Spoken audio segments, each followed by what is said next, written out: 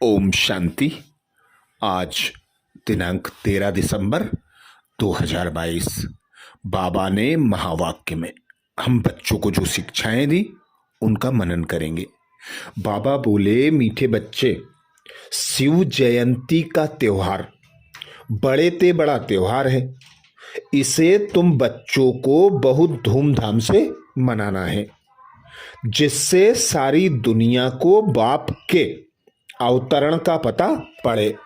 बाबा बोले, मीठे बच्चे, शिव जयंती का त्योहार बड़े ते बड़ा त्योहार है। इसे तुम बच्चों को बहुत धूमधाम से मनाना है, जिससे सारी दुनिया को बाप के अवतरण का पता पड़े। अर्थात सर्व आत्माओं के पिता, परम पिता परमात्मा, गॉड फादर, ईश्वर अल्लाह, जो सर्व आत्माओं के पिता हैं, अर्थात बापों का बाप है, उस बड़े ते बड़े बाप का जयंती पर्व शिव जयंती बड़े धूमधाम से मनाने की बाबा श्रीमत देते। बाबा कहते, तुम ब्राह्मण बच्चों के लिए सबसे बड़ा त्योहार है शिव जयंती का। इसे तुम बच्चों को ऐसे मनाना चाहिए, इतने धूमधाम से, उमंग उत्साह से मनाना चाहिए कि सारी दुनिया को पता पड़े कि सर्व आत्माओं का बाबा आया हुआ है भारत भूमि पर और सर्व आत्माओं को दुखों से लिबरेट कर सुख की दुनिया में ले जाने वाला है। इसीलिए बाबा कहते हैं, बाद में कोई बच्चा उलाहना न दे कि मुझे पता नहीं पड़ा, मेरा बाबा आया हुआ था। तो इसीलिए बाबा कहते, अखबारों में छपवाओ, घर घर जाकर संदेश दो, घर घर में गीता पाठशाला खोलो, जिससे बाबा के अवतरण का सर्व आत्माओं को पता पड़ सके। बाबा कहते, आजकल देखो बर्थडे भी कितनी धूमधाम से मनाते हैं। यह जो शिव जयंती है, ना तो इसके संवत को जानते हैं, ना ही अपने पिता के कार्य को जानते हैं। तो बाबा कहते, तुमने शिव जयंती पहले धूमधाम से नहीं मनाई है। अब तुम बच्चों का विचार चलना चाहिए कि कैसे सारी दुनिया को पता पड़े, कैसे शिव जयंती का त्योहार बड़े ते बड़ा त्योहार है, यह सबके आगे प्रत्यक्ष करें। इसीलिए बाबा श्रीमत देते कि अखबारें बहुत छपती हैं, उसको एडवर्टाइजमेंट कहा जाता है, जिससे नाम मशहूर हो जाता है। अखबार चारों तरफ जाते हैं, भल खर्चा होता है, पर बाबा कहते, बूंद बूंद से घड़ा भर जाएगा। हिम्मते बच्चे मददे बाप, बच्चों का एक कदम बाबा के मदद के 1000 कदम। तो इसीलिए बाबा कहते, यह जो शिव जयंती त्योहार आने वाला है, अभी 2-2.5 मास का समय बचा हुआ है। तुम बच्चे बहुत तैयारियां कर सकते हो, बड़े धूमधाम से इस त्योहार को मनाना है। प्रश्न किया बाबा ने, तुम बच्चों को किस बात में सुस्ती नहीं आनी चाहिए? अगर सुस्ती आती है तो उसका कारण क्या है? तुम बच्चों को किस बात में सुस्ती नहीं आनी चाहिए? अगर सुस्ती आती है तो उसका कारण क्या है? उत्तर में बाबा समझाते, पढ़ाई व योग में तुम्हें जरा भी सुस्ती नहीं आनी चाहिए। लेकिन कई बच्चे समझते हैं, सभी तो विजयी माला में नहीं आएंगे, सब तो राजा नहीं बनेंगे, इसलिए सुस्त बन जाते हैं, पढ़ाई पर ध्यान नहीं देते। लेकिन जिसका बाप से पूरा लव होगा, वह एक्यूरेट पढ़ाई पढ़ेंगे, सुस्ती आ नहीं सकती। अर्थात बाबा कहते, जो बच्चे राजाई के लिए पुरुषार्थ करते हैं, बाप से पूरा पूरा लव रखते हैं, अर्थात सत बाप की सत श्रीमत पर एक्यूरेट चलते हैं, पढ़ाई को पढ़ते हैं और बाबा की याद में रहते हैं। ऐसे बच्चों को कभी सुस्ती नहीं आ सकती, क्योंकि रोज बाबा नई नई प्राप्तियां कराते हैं। रोज हम बच्चों को वरदान देते हैं, नई नई श्रीमत देते हैं। बाबा ज्ञान के रोज नए नए गुह्य राज खोलते हैं, तो रोज उमंग उत्साह बना रहता है। इसीलिए बाबा कहते हैं, बच्चे मुरली रोज पढ़ो, बाबा की निरंतर याद में रहो, याद में रहकर श्रीमत को एक्यूरेट फॉलो करो, तो उमंग उत्साह बना रहेगा। पर कुछ बच्चे समझते हैं कि ड्रामा में जो नूंद है वह होगा, कल्प पहले हमने जो पद पाया होगा वह पालेंगे, इसलिए पुरुषार्थ में ढीले हो जाते हैं, आलसी अलबेले बन जाते हैं।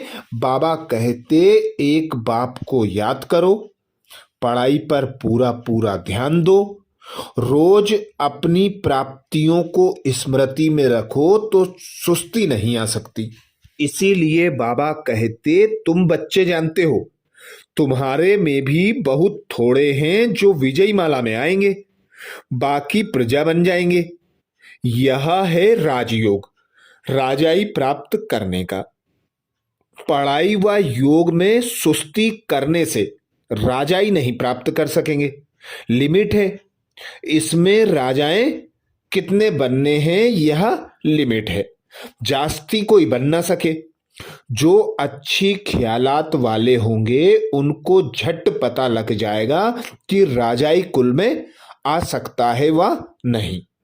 तो अब सेंटर्स पर राय निकालते हैं, बड़े बड़े दुकान बाबा के सेंटर्स, अर्थात अच्छे चलाने वाले जो मैनेजर हैं वे अच्छी दुकान चलाते हैं। कोई पर ग्रहचारी बैठ जाती है, तो बाबा कहते हैं, दिन नजदीक आते जाते हैं, लड़ाई की तैयारियां होती जाती हैं। बच्चे मेहनत करो, याद में रहो, पढ़ाई पर पूरा पूरा ध्यान दो, बाबा की श्रीमत पर चलो, तो ही ऊंच पद पा सकेंगे। ऊंच पद पाने का आधार बाबा बताते सर्विस। जो बच्चे प्रजा बनाएंगे वे ही जाकर राजाई पद को प्राप्त करेंगे। अगला प्रश्न किया बाबा ने, चलते चलते कई बच्चों की अवस्था डगमग हो जाती है। चलते चलते कई बच्चों की अवस्था डगमग क्यों हो जाती है?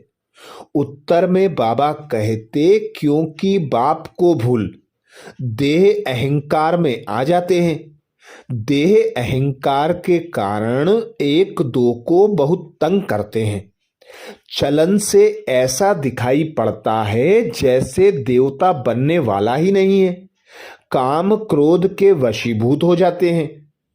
अर्थात जो बच्चे बाबा कहते देह अभिमान देह अहंकार में रहते हैं, वे बच्चे काम क्रोध के वशीभूत हो एक दो को तंग करते हैं, बाप से लव नहीं रखते, बाप की श्रीमत पर नहीं चलते। बाबा कहते ऐसे बच्चे देवता बन ना सकें, चलन से ही दिख जाते हैं।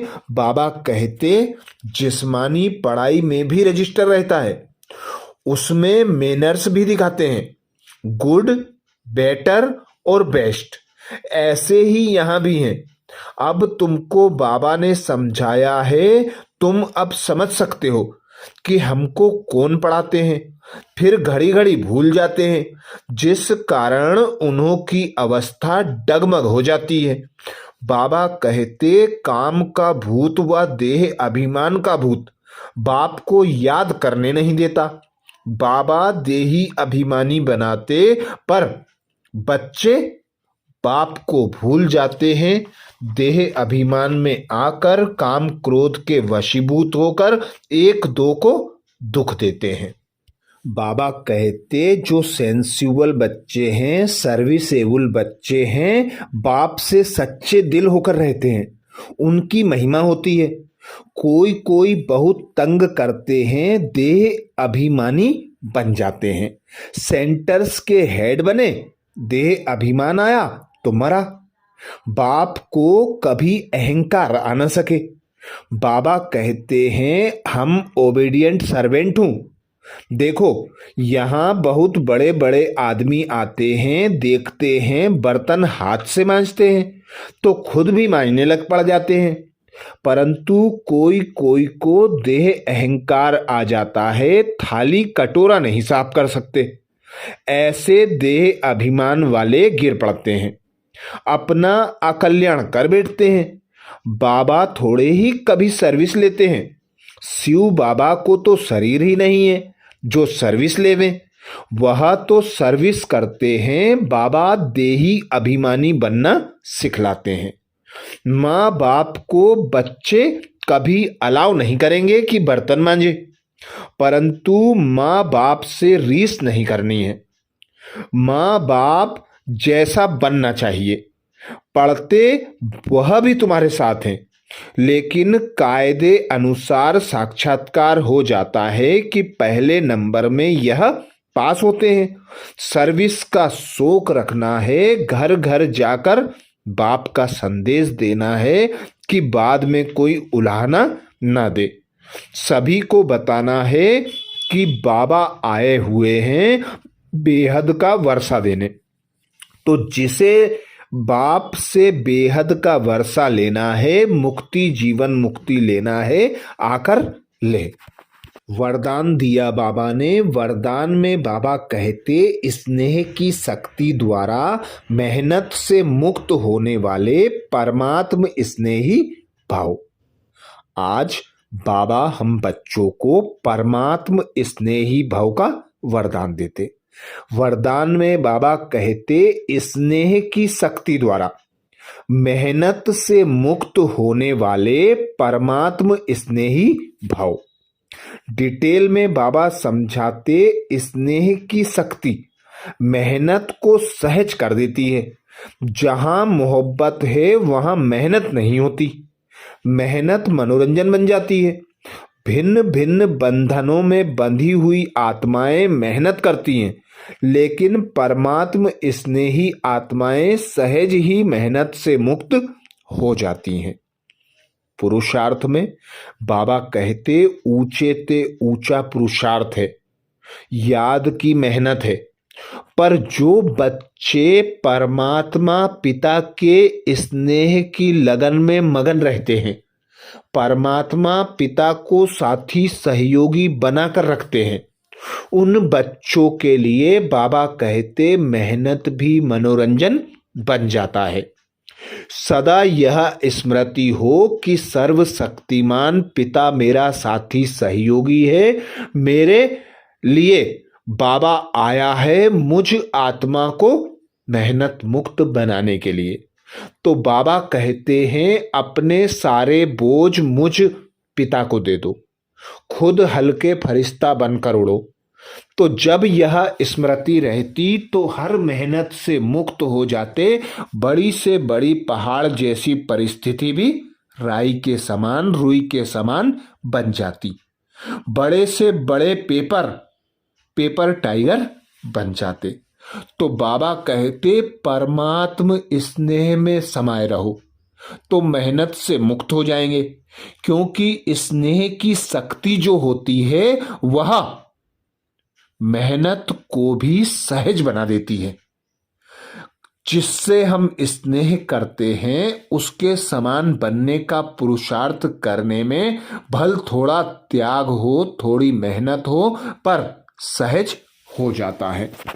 यह स्नेह का वरदान सदा स्मृति में रहे तो कितनी भी बड़ी परिस्थिति हो, प्यार से स्नेह से परिस्थिति रूपी पहाड़ भी परिवर्तन होकर पानी के समान हल्का बन जाता है।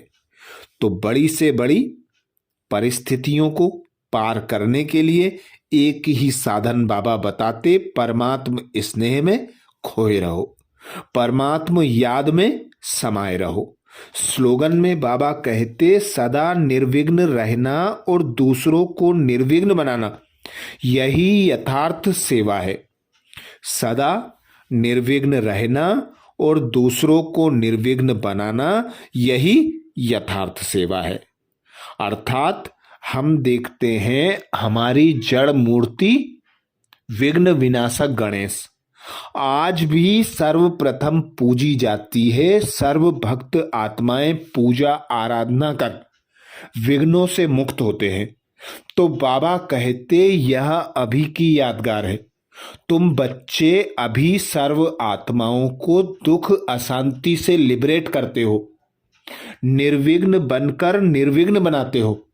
तभी तुम्हारा गायन होता है, यही ऊंचे ते ऊंची बड़ी ते बड़ी सेवा है। निर्विघ्न रहना और निर्विघ्न बनाना। तो ये थे बाबा के महावाक्य। अच्छा, ओम शांति।